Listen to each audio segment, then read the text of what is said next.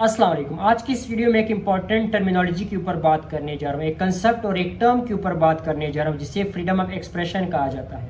दोस्तों, sometimes freedom of expression को freedom of speech भी कहा जाता है, लिहाजा आपने कंफ्यूज नहीं होना इन दो टर्म्स के दरमियान। दोस्तों, फ्रीडम ऑफ स्पीच और फ्रीडम ऑफ एक्सप्रेशन से क्या मुराद है, तो आज की इस वीडियो में आसान अल्फाज ओवर सिंप्लीफाइड तरीके से समझाने की कोशिश करूँगा कि इस टर्म से क्या मुराद है। क्योंकि आजकल सोशल मीडिया के ऊपर खासकर जो जर्नलिस्ट यानी जो सहाफ़ी है या जो सोशल मीडिया पर जो लोग अपनी आवाज़ उठाते हैं वो ज़्यादातर ये वर्ड यूज़ करते हैं, freedom of expression, freedom of speech.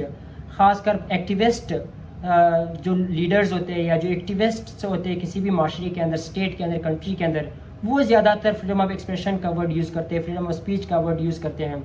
खासकर और यूरोप के अंदर भी बहुत ज़्यादा ये वर्ड यूज़ किया जाता है और इसी के नाम पर लोगों को बहुत ही इंसेंडियरी स्पीच किए जाते हैं, इंसेंडियरी रिमार्क्स पास किए जाते हैं रिलीजन्स के बारे में, फ्रीडम ऑफ एक्सप्रेशन और फ्रीडम ऑफ स्पीच के नाम के ऊपर।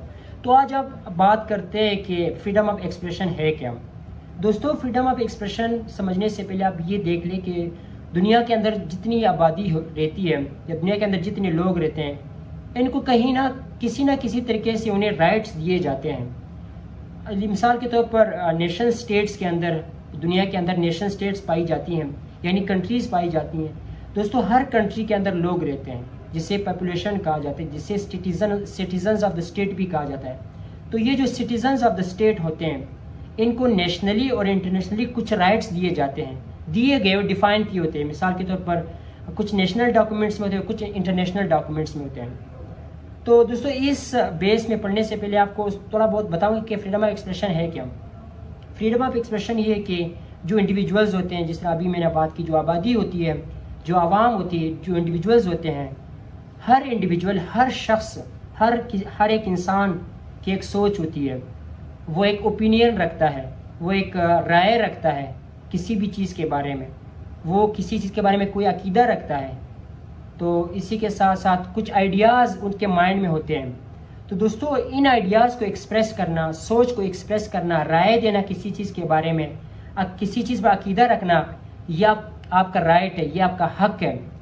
यह हक किसने दिया, राइट किसने दिया? ये नेशनल और इंटरनेशनल डॉक्यूमेंट्स ने आपको ये हक दिया है। क्या कि अगर कोई सोच आपके दिमाग में कोई सोच आ जाती है, कोई आइडिया आ जाता है, किसी चीज़ के बारे में कोई राय आपके दिमाग में आ जाता है, तो आप इजीली एक्सप्रेस कर सकते हैं। आप बगैर देखिए कि कौन कर रहा है कि नहीं। हाँ, आप अगर कोई आपको सेंसर नहीं कर सकता, यानी कोई आपको रोक नहीं सकता कि आप क्योंकि फिर फ्रीडम ऑफ एक्सप्रेशन की खिलाफ वर्जी हो जाती है। अगर आप कोई सोच रखते हैं, आप ओपिनियन रखते हैं, और अगर आपको कोई सेंसर कर रहा है, यानी आपको कोई स्टॉप कर रहा है कि आप ये नहीं कर सकते, आपके दिमाग में जो आइडिया है या आप पेश नहीं कर सकते, या कोई ओपिनियन राय नहीं दे सकते किसी चीज़ के बारे में, यानी आपको डराया जाता है, आपको सेंसर किया जाता है, आपको पनिशमेंट दी जाती है, तो ये फिर आपकी फ्रीडम ऑफ एक्सप्रेशन की वायलेशन हो जाती है। फ्रीडम ऑफ एक्सप्रेशन से ये मुराद है कि आपकी जो सोच है, आपकी जो आइडियाज़ है, आपकी जो ओपिनियंस है, आपकी जो थॉट्स है, आपकी जो बिलीव्स है, वो अगर आप बगैर किसी सेंसरशिप के, बगैर किसी पनिशमेंट के एक्सप्रेस कर सके, पेश कर सके, जाहिर कर सके, तो इसे फ्रीडम ऑफ एक्सप्रेशन कहा जाता है, फ्रीडम ऑफ स्पीच कहा जाता है। यानी आप किसी चीज़ के बारे में कोई राय रखते हैं, आप इजीली राय दे सकते हो बगैर सेंसरशिप के, बगैर पनिशमेंट के, बगैर किसी खौफ के, तो इसे फ्रीडम ऑफ एक्सप्रेशन कहा जाता है। तो दोस्तों, बात करते हैं कुछ हिस्टोरिकल बैकग्राउंड के ऊपर, यानी तारीख में देखते हैं कि ये जो फ्रीडम ऑफ एक्सप्रेशन या फ्रीडम ऑफ स्पीच का जो कंसेप्ट है वो कहाँ से आया, किस तरह आवाम के पास ये पावर आई, ये ताकत आई, ये एबिलिटी आई, और एक अथॉरिटी आई, एक राइट, एक हक आया आवाम के पास। दोस्तों, ये देखिए कि दुनिया के अंदर बहुत सारे वाक़यात हुए, रेवोल्यूशंस आए, बहुत बड़े बड़े इंसिडेंट्स हुए। तो फ्रीडम ऑफ एक्सप्रेशन का जो हमें जड़ मिलता है या फ्रीडम ऑफ स्पीच का जो जड़ मिलता है वो इनलाइटनमेंट इरा के अंदर मिलता है। इनलाइटनमेंट दोस्तों 17वीं सदी से लेकर, यानी 17वीं सदी से लेकर 18वीं सदी तक, ये जो 100 साल की जो लिमिट है, इसे इनलाइटनमेंट इरा कहा जाता है। दोस्तों, इसी इनलाइटनमेंट इरा के अंदर कुछ बड़े फिलोसफर्स पैदा होते हैं, साइंटिस्ट यानी साइंस पर बिलीव रखने वाले इंटेलेक्चुअल्स पैदा होते हैं, फिलोसफर पैदा होते हैं, और वो जो ट्रेडिशनली नॉर्म्स हैं, जो हमने खुद माशरे के अंदर जो कुछ रूल सेट किए हुए हैं, वो सालों से वो बने आ रहे थे, लेकिन जब इंटेलेक्चुअल्स आए तो उन्होंने उसको टारगेट किया, सवाल उठाए उन चीज़ों पर। ट्रेडिशनल जो नोशंस थे जो कुछ बातें उन्होंने बनाई हुई थी, तो इन इंटेलेक्चुअल्स ने उन चीज़ों पर आवाज़ उठाई कि आप लोग ये गलत कर रहे, ये इस तरह नहीं, इस तरह है, क्योंकि वो साइंटिफिकली चीज़ों को देखते थे, यानी रेशनल तरीके से वो देखते थे। तो ये जो 17वीं सेंचुरी और 18वीं सेंचुरी के जो दरमियान के जो पीरियड है, इसमें जब इंटेलेक्चुअल्स उभर आए दुनिया के अंदर, जब दुनिया के अंदर प्रिंटिंग प्रेस एक इंट्रोड्यूस करवाया गया, तो दुनिया के अंदर लोगों के अंदर एक शऊर आ गया, इंटेलेक्चुअल यानी रेशनैलिटी आ गई लोगों के दरमियान।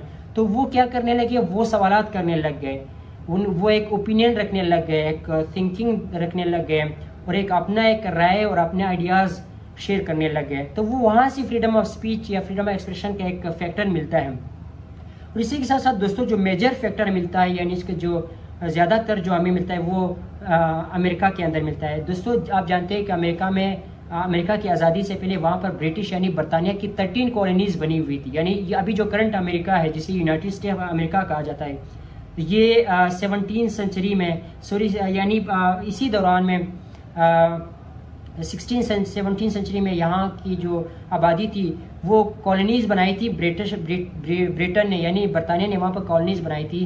बरतानिया वहाँ रूल कर रहा था, तो वहाँ की जो आवाम थी वो बरतानिया की हुकूमत से तंग आ गई थी। आखिरकार उन्होंने क्या किया, अपनी आज़ादी के लिए, अपने राइट्स के लिए उन्होंने आवाज़ उठाए।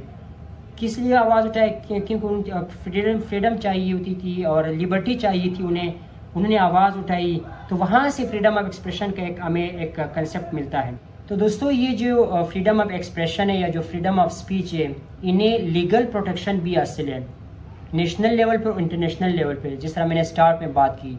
तो अब बात करते हैं कि इंटरनेशनल लेवल के ऊपर किस तरह एक राइट यानी प्रोटेक्शन हासिल है लोगों को। दोस्तों यूनाइटेड नेशंस की असेंबली में 1948 में यानी 1948 में एक बिल पास किया जाता है, एक आर्टिकल पास किया जाता है, जिसमें ह्यूमंस को यानी इंसानियों को बहुत सारे राइट्स दिए जाते हैं। उनमें आर्टिकल 19 जिसे आर्टिकल 19 कहा जाता है, उसमें ये बात लिखी गई है फ्रीडम ऑफ स्पीच के हवाले से, फ्रीडम ऑफ एक्सप्रेशन के हवाले से।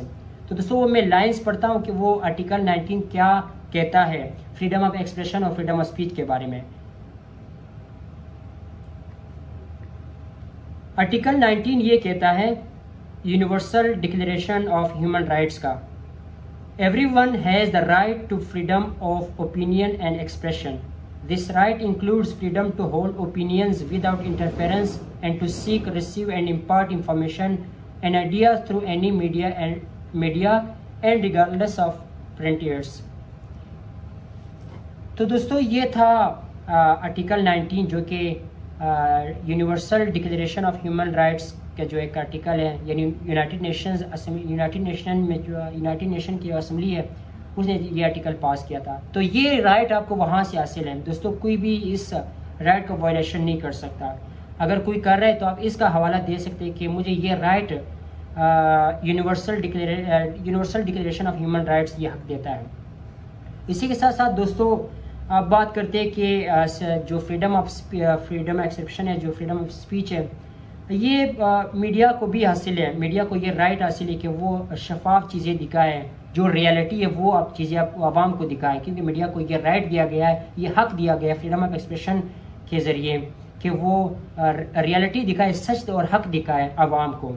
और इसी के साथ साथ दोस्तों लोगों को ये भी राइट है कि वो अपने कल्चर को प्रमोट कर सके, अपने रिलीजन को प्रमोट कर सके, और इसी के साथ साथ अपनी लैंग्वेज को प्रमोट कर सके, क्योंकि वो बेसिक राइट है उसके, वो कर सकते हैं। उस पर कोई सेंसरशिप, कोई फेयर, कोई पनिशमेंट नहीं होनी चाहिए। तो दोस्तों आज की इस वीडियो में इतना ही। अल्लाह हाफिज़।